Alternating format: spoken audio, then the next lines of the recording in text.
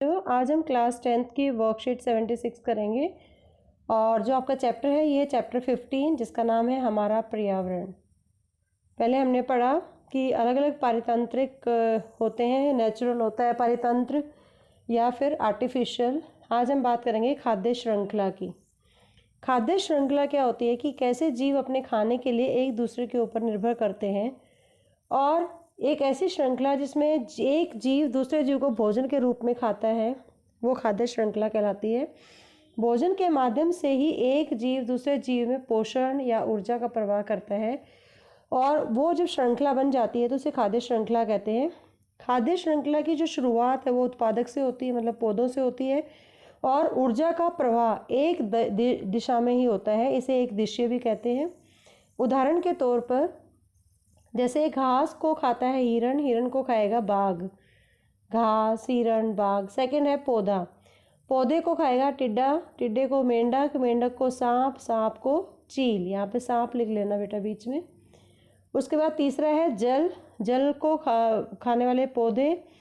जल में पौधे सरवाइव करते हैं, पौधे को केकड़ा खाएगा, केकड़े को मछली, मछली को सारस। तो ये कई सारी खाद्य श्रृंखलाएं हैं जिसको आपको ध्यान रखना है। अब आता है खाद्य जाल। जाल में क्या होता है, जब कई सारी ये श्रृंखलाएं आपस में जुड़ सकते हैं, जैसे पौधे को सिर्फ अकेला हिरण ही नहीं खाता, उसको टिड्डा भी खाएगा। तो जब ये आपस में जुड़ जाती हैं एक श्रृंखला दूसरे से और ये जाल बन जाता है इस तरह का।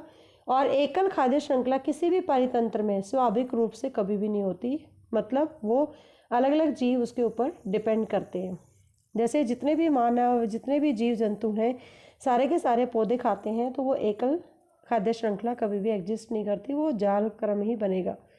उसके बाद आता है पोषी स्तर। पोषी स्तर का मतलब क्या है कि खाद्य श्रृंखला के जो अलग अलग चरण होते हैं जिन पर भोजन या ऊर्जा का प्रभाव होता है उसे पोषी स्तर कहते हैं। जैसे पौधे, फिर टिड्डा, फिर मेंढक, फिर चील। और स्थानांतरण कभी भी 100% नहीं होता है। इस प्रकार प्रत्येक क्रमिक पोषी स्तर को पहले की तुलना में कम ऊर्जा प्राप्त होती है, जिसके परिणाम स्वरूप एक पिरामिड बन जाता है। ऐसे जैसे अगर पौधों को यहाँ पर मैक्सिमम एनर्जी मिल रही है तो यहाँ उत्पादक को उसका 10% मिलेगा, मतलब 10,000। फिर उसका 10% 1,000 जूल पहले उपभोक्ता को मिलेगा, जिसको हम ऑटोट्रॉफ्स कहते हैं। फिर हेटेरोट्रॉफ्स द्वितीय उपभोक्ता है, फिर तृतीय उपभोक्ता है। मतलब पौधे को सबसे ज़्यादा एनर्जी मिलेगी, टिड्डे को फिर 10% कम, मेंढक को उसका 10% कम, और मेंढक में जितनी एनर्जी उसका 10% चील को मिलेगी। इसका मतलब चील सबसे कम एनर्जी लेने वाला जीव है पोषी स्तर में।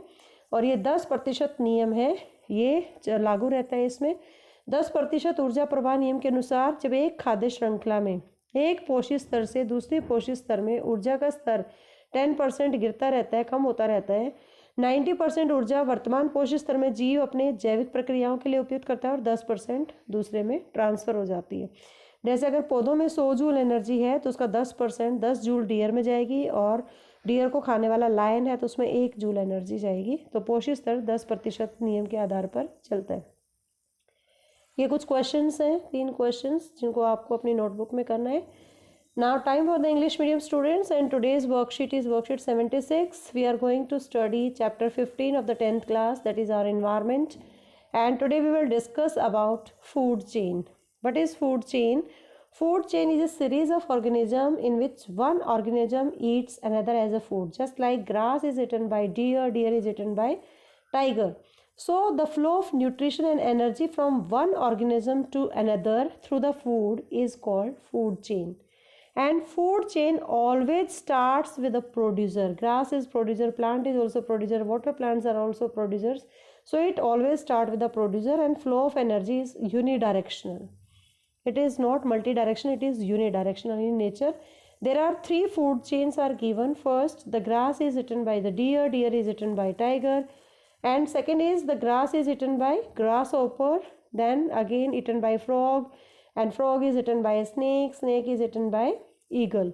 And next is here the grass water plant is eaten by crab, crab is eaten by fish, fish is eaten by crane. So these are the food chains where for their food they depend upon each other. But food chain is never occur in a single way. It is multi multi ways means one thing is eaten by so many things. For example, grass is eaten by grasshopper, deer, and also the crab. So several interconnected food chains, they form a food web like this. This is the food web, and single food chain doesn't occur naturally in the ecosystem. Always keep in mind. And what are the trophic levels? Trophic levels are various steps in the food chain at which transfers of food or energy takes place are called trophic level. For example, the producers, plants are producers, then primary consumer, secondary consumer, and the tertiary consumer. Then transfer of energy is never 100%. Each successive trophic level receive lesser energy than the previous one and resulting in a pyramidic shape.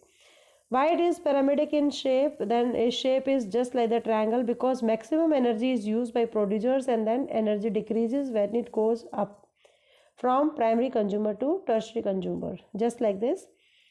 Then if 10,000 joule energy is used by producers, then only 10% of 10,000 is used by primary consumer, that is 1,000, and 90% is used by these consumers or producers for their life processes, and 10% is transferred to the next level, and very less energy is used by tertiary consumers. So this is the 10% rule which will be followed by every food chain, and this particular trophic level of the organism is available for transfer to the next higher trophic level. Now you have to do all these questions in your notebook. Keep watching Super Vigyan. Thank you so much.